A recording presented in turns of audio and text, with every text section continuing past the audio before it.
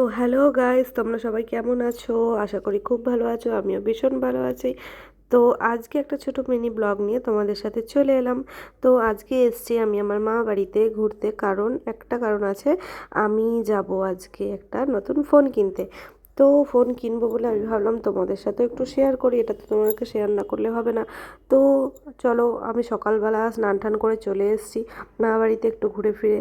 তারপরে অনেক গল্প মজা করলাম সবার সাথে, যে চলো এবার ফোনটা কিনতে যাওয়া যাক। চুল ঠুল বেঁধে একদম রেডি হয়ে গেছি, খুব খুশি। তো আমি এখনই বেরাবো, ফোনের দোকানে গিয়ে আবার তোমাদের সাথে দেখা হচ্ছে, চলো। তো গাইস, দেখতেই পাচ্ছো আমি ফোনের দোকানে চলে এসেছি, ফোন সিলেক্ট করাও হয়ে গেছে কোন ফোনটা নেব।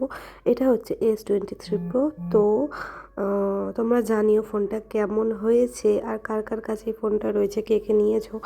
আমি তো এই ফোনটা নিয়ে নিলাম, খুবই ভালো।